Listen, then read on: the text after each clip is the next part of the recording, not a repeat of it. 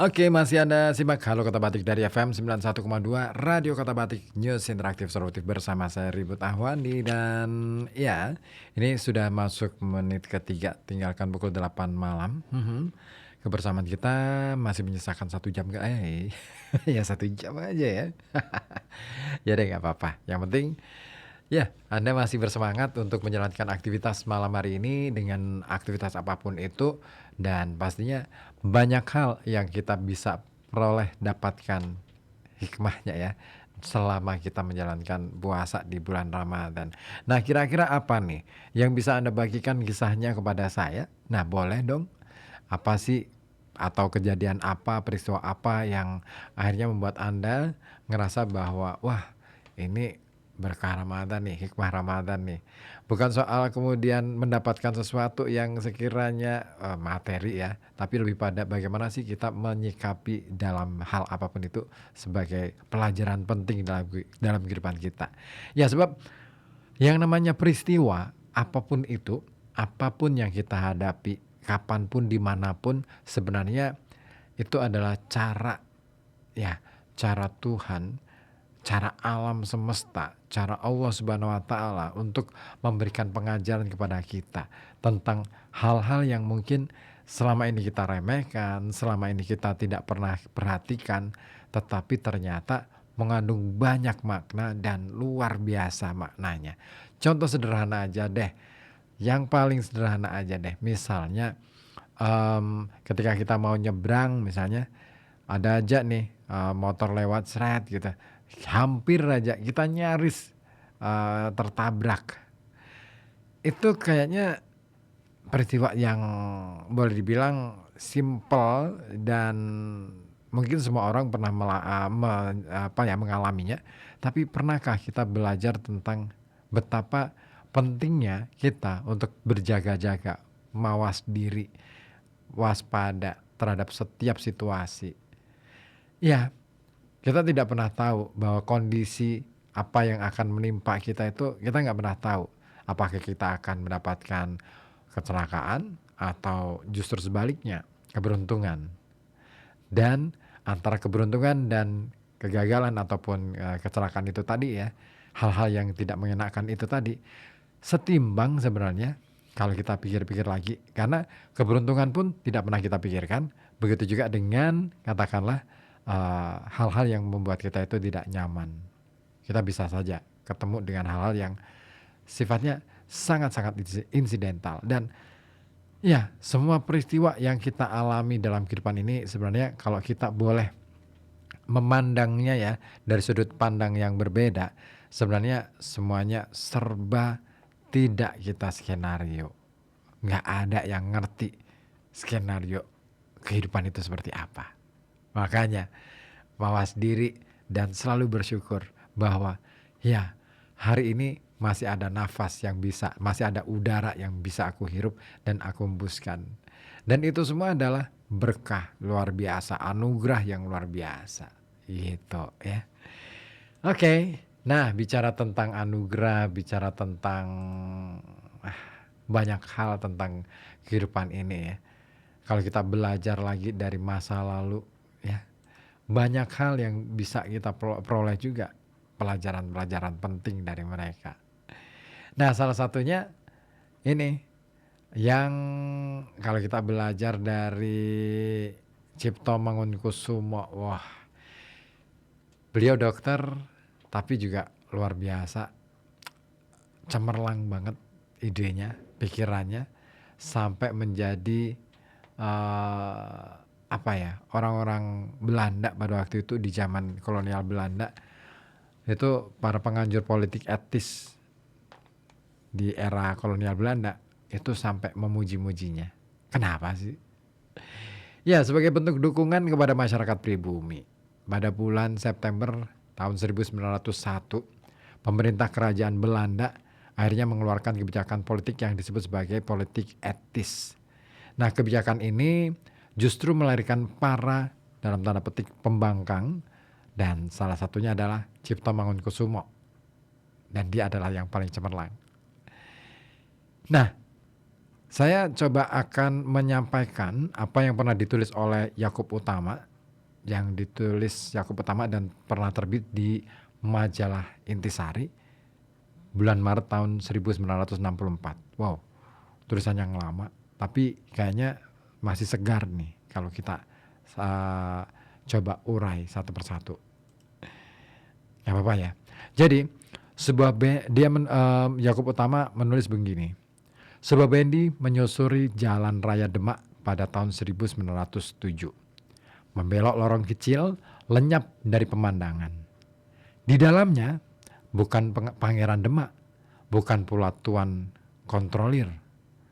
Pakaiannya seragam rakyat jelata, belangkon dalam arti ikat kepala ya, berwarna biru dan baju hitam. Banyak orang heran melihat keberaniannya. Mereka berbisik, dokter Jawa yang berani, manusia baik yang suka menolong orang.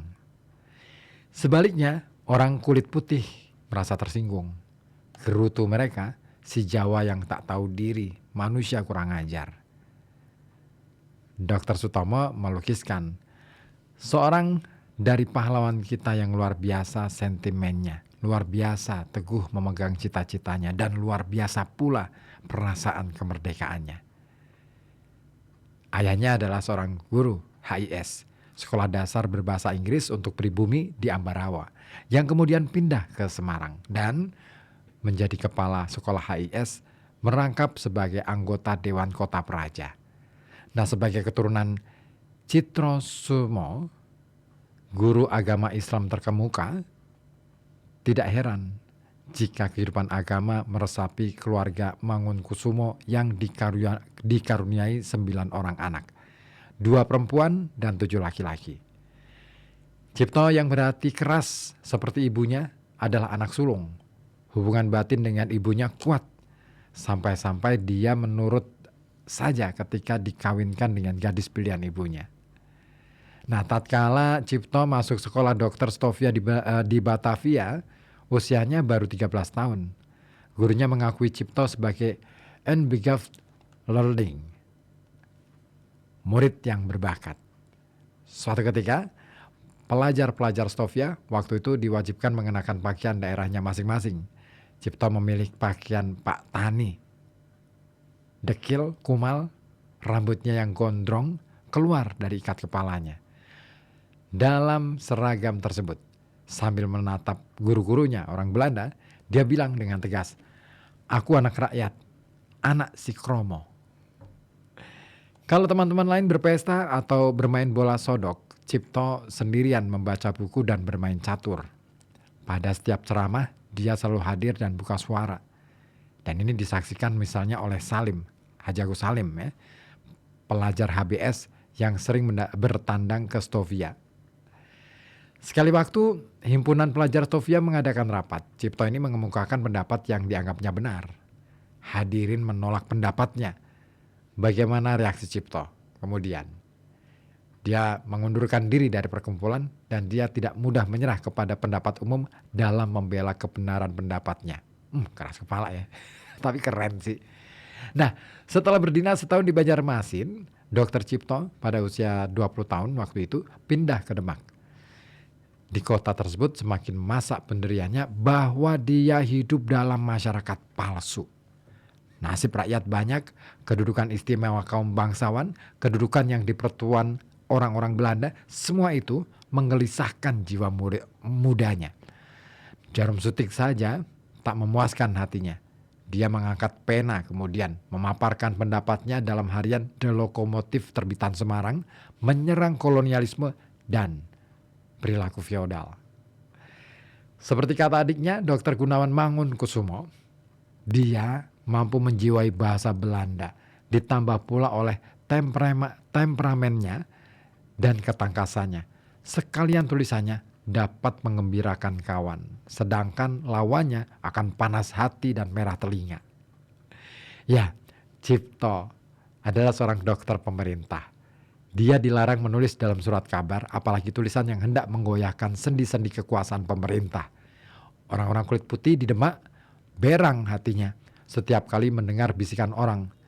Helmholtz, topi kehormatan mereka di rumah Dr. Cipto dijadikan pot bunga. Oh, Cipto akhirnya mengambil keputusan. Dia minta berhenti dari dinas pemerintah. Dalam kondisi demikian, Cipto menerima undangan untuk menghadiri Kongres pertama Budi Utomo di Yogyakarta tanggal 3 sampai 4 Oktober 1908. Dia paparkan pendiriannya. Hendaknya Budi Utomo menjadi organisasi politik terbuka untuk setiap orang menjadi pemimpin rakyat banyak dan jangan berhubungan dengan kaum feodal. Dia mendapat tantangan keras dari Rajiman Wedyodipuro. Ternyata Cipto justru 20 tahun mendahului zamannya. Keras sama keras, dia langsung mengundurkan diri. Budi Utomo dia tinggalkan. Begitu pula Demak. Cipto pindah ke Solo, buka praktik sebagai dokter swasta. Bendinya keluar masuk kampung, tetapi juga dia pacu mondar-mandir di sekitar alun-alun keraton tanpa izin Susuhunan Pakubuwono. Dokter kurang ajar itu dengan sendirinya tak disukai oleh Susuhunan. Agaknya jiwa si Kromo yang berontak ini mendapat kenikmatan dengan perbuatan itu. Tentang praktiknya di Solo ini kawan, Dr. Sutomo sempat menulis, sebagai dokter partikelir di Solo tidak sedikit kesenangan dan pendapatannya. Para pasien dari bermacam-macam golongan menaruh kepercayaan kepadanya. Sampai bertambah hari, bertambah banyaklah bilangan handai tolan. Ya, wabah pes mengamuk di daerah Malang. Cipto langsung menawarkan diri sebagai sukarelawan, sekalipun dia dokter swasta. Wis gila. Keluar masuk pondok-pondok bambu tanpa mengenakan masker dan sarung tangan yang sebentar lagi akan dibakar untuk mencegah wabah. Dia malah dapati gadis kecil seorang diri. Orang tuanya sudah meninggal. Gadis itu dia angkat menjadi anak sendiri. Sebagai kenangan dia beri nama Pes Jati. Untuk jasanya memberantas wabah pes, Cipto dianugerahi bintang Ridder. Dan tapi sialnya nasib penerima bintang dari Sri Ratu Wilhelmina ini di Malang, dokter Jawa itu bertengkar dengan kontrolir malah. Tanpa diusut siapa yang benar, siapa yang salah, keputusan segera jatuh. Cipto dipindahkan. Nah, inilah yang kemudian membuat hatinya berontak semakin panas lagi ketika permintaannya untuk kembali ke Solo ditolak. Dia ingin ke Solo sebenarnya bukan untuk membuka kembali praktiknya yang telah lalu, melainkan untuk memberantas wabah pes yang ganti berkecamuk di sana. Nah, kali ini pun reaksinya khas Cipto. Bintang kehormatan dari Ratu Belanda itu dia ambil dari lemari, dia pasang di pantat celananya dan dibawanya ke Jakarta untuk dikembalikan kepada yang memberi. Banyak orang girang sekali mendengar keberanian eksentrik itu. Kalau sekarang kayaknya ada nggak ya yang kayak gitu ya? Di Malang, Dr. Cipto secara kebetulan berjumpa dengan Edward Dawes Dekker ya, yang sedang mempropagandakan Indies Party, gerakan politik bagi seluruh rakyat di Kepulauan Hindia Belanda, gerakan politik yang menentang kolonialisme dan bertujuan kemerdekaan Hindia. Cocok dengan hasrat hatinya. Cipto turut ke Bandung. Dia menjadi wartawan harian The Express dan majalah Heritage Schrift milik Dawes Dekker. Nah, berkantor di gedung RT Bandungsins Publicis Mitch di depan alun-alun Bandung. Nah, rapat pembentukan Indies Party berlangsung tanggal 25 Desember 1912 di Bandung. Dawes Dekker terpilih menjadi ketua, sementara Cipto menjadi wakilnya. Nah, segera kemudian mereka mengajukan permohonan kepada Gubernur Jenderal agar partai itu diakui sebagai badan hukum. Namun 2 kali surat permohonan diajukan, keputusan Indies Party tetap sebuah partai terlarang.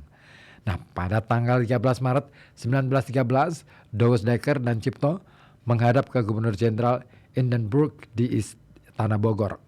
Nah, Gubernur Jenderal ini tetap pada keputusannya. Dan akhirnya Douwe Dekker melontarkan pernyataan dan pertanyaan sekaligus hitam putih, apakah pemerintah Hindia Belanda mempunyai keinginan untuk sekali waktu memberikan kemerdekaan kepada rakyat jajahannya?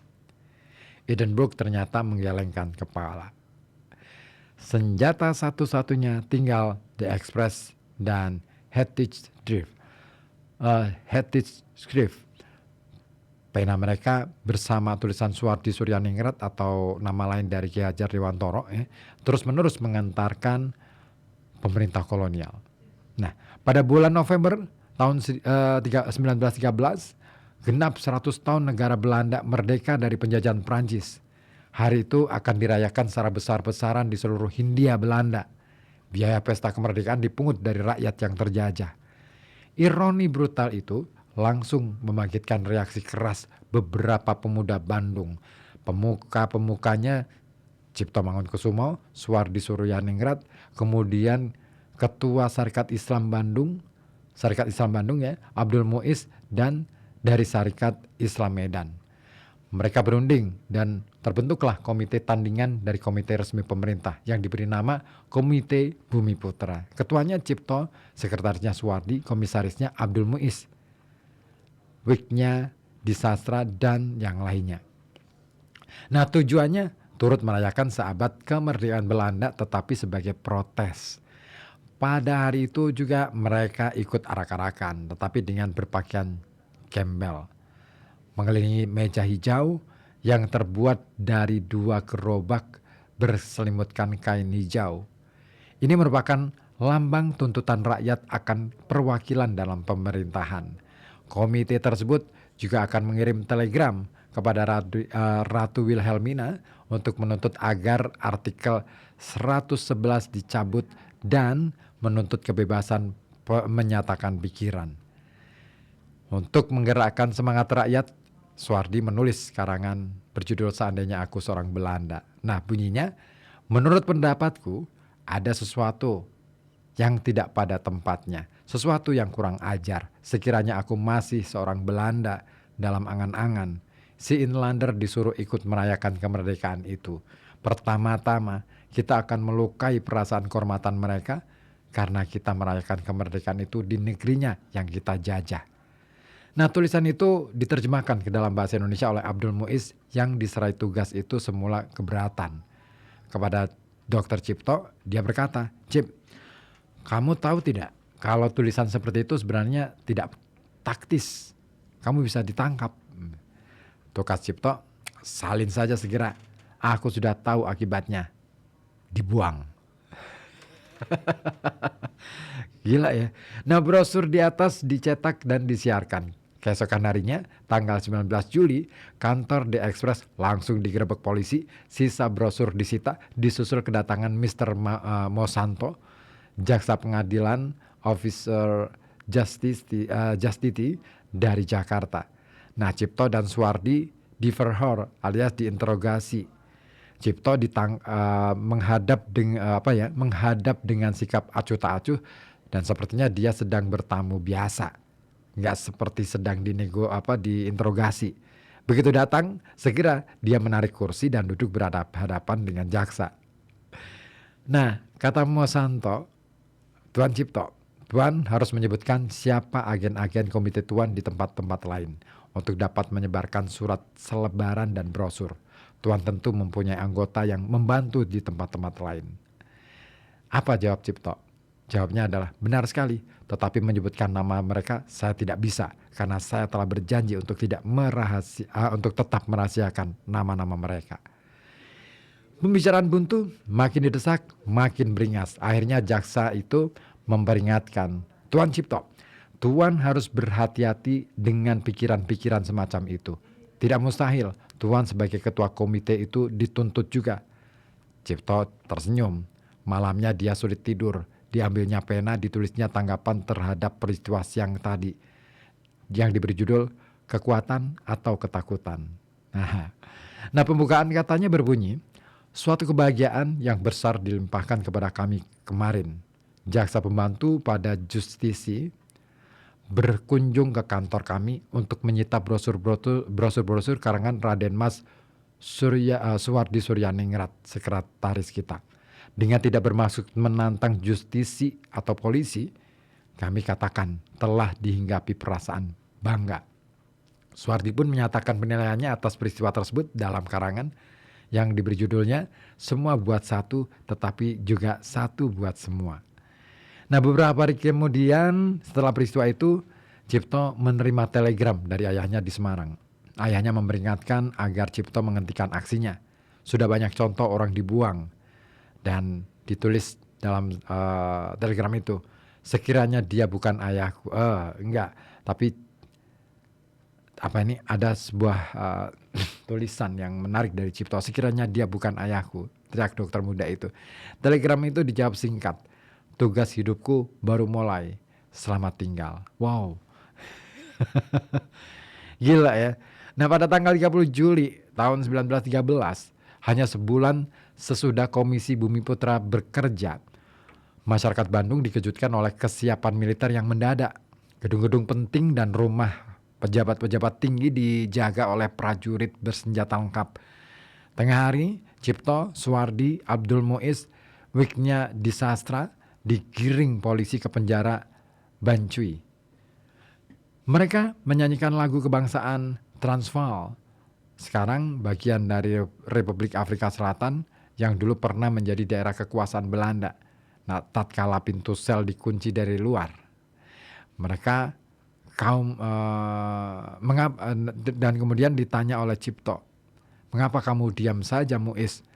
Mari menyanyi seperti kami." Itu ajakan Cipto kepada Muiz. "Aku tidak bisa. Kamu tahu sendiri, di sekolah aku tidak pernah menyanyi." "Ayo, asal menyanyi," katanya. Nah, aku turuti saja dalam hati dengan amin-amin. Jam 5 sore, keempat tahanan tersebut didengar keterangannya oleh Residen Priangan Johnson dan Asisten Residen Bandung. Di sana ditanya, "Tuan Cipto, apakah Tuan bertanggung jawab atas tulisan sekiranya aku seorang Belanda yang ditulis oleh seorang bernama Suwardi Suryaningrat?" "Ya." Pada akhir percakapan, Cipto menegaskan, "Saya protes penangkapan Abdul Muiz dan Wiknya Disastra. Mereka berdua sekadar ikut-ikutan saja dalam aksi kami." Protes itu diulanginya sampai 2 kali. Dan keputusan jatuh pada tanggal 27 Agustus 1913. Pada hari itu keluar surat keputusan. Demi kepentingan keamanan dan ketertiban umum, kepada Cipto Mangunkusumo di Bandung ditunjuk sebagai tempat tinggalnya Pulau Banda di Karesidenan Ambon. Raden Mas Suwardi Suryaningrat di Bandung ditunjuk sebagai tempat tinggalnya Pulau Bangka. Nah, terdapat ketentuan tambahan dalam surat keputusan tersebut. Dalam waktu 30 hari sejak keluarnya surat, mereka boleh memilih tempat sendiri untuk tujuan mereka kalau mereka meninggalkan wilayah Hindia Belanda. Keduanya kemudian memilih kemana coba? Belanda. Gila. Dr. G.A. Hezu, Direktur Urusan Bumi Putra, mengirim seorang jaksa untuk membujuk Cipto agar bersedia menerima gerasi. Cipto menolak mentah-mentah. Kemudian Hezu datang sendiri ke Bandung dan melalui Dr. Suraji, teman serumah Cipto, dia menawarkan beasiswa 50 gulden setiap bulan untuk biaya studi dokter Jawa itu agar memperoleh gelar dokter di Belanda. Uang itu bukan dari pemerintah, melainkan dari tuan-tuan besar di Jakarta. Cipto langsung memaki-maki karena merasa terhina. Salah seorang intelek Jawa yang paling tinggi pendidikannya dan paling terkemuka di kalangan intelek Jawa yang muda-muda. Begitu komentar Siti van Deventer, penganjur politik etis tentang sosok Dr. Cipto. Oh iya, Van Deventer ini yang mendirikan Yayasan Kartini ya. Dan mahasiswa-mahasiswa Indonesia yang tergabung dalam Indis Vereniging atau kemudian diubah menjadi Perhimpunan Indonesia, ini memberinya julukan Merah Biau Indonesia. Nah, tak sampai setahun Cipto di Belanda, udara dingin mengganggu tubuhnya yang berpenyakit asma. Dia diizinkan pulang ke tanah air dan menetap di Solo. Cipto ke Belanda bersama istrinya yang pertama, Putri Patih Temenggung, gadis pilihan ibunya. Berat bagi keduanya, berbeda pendidikan, watak dan cita-cita. Akhirnya mereka tidak berhasil menembus jalan buntu. Cerai, satu-satunya anak perempuan dari perkawinan ini juga meninggal. Di Solo, dia berkenalan dengan seorang wanita Indo, Nyonya Vogel, pengikut gerakan Indus Partai. Mereka menikah tahun 1916. Istri kedua ini setia mendampinginya sampai ke kematiannya. Sayang mereka juga tidak dikaruniai anak. Cipto mengangkat 2 orang anak, Donald dan Louis, yang merupakan kerabat Nyonya Vogel. Nah, pada tahun 1917, Cipto memaparkan cita-citanya dalam nasionalisme Hindia dan hak hidupnya terhadap nasionalisme Jawa. Dia tulis, dengan bangsa Hindia, kami memaksudkan mereka yang menganggap Hindia ini sebagai tanah airnya dan terbawa oleh perasaan mengabdi kepada kepentingan tanah airnya.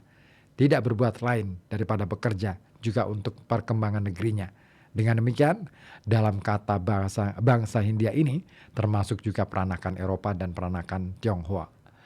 Nah, dalam tulisannya itu dia juga memperingatkan, sudah barang tentu tidak dapatkah kita menamakan seseorang itu berbangsa Hindia, apabila dia lebih mementingkan negeri lain atau negeri asing dari Hindia ini.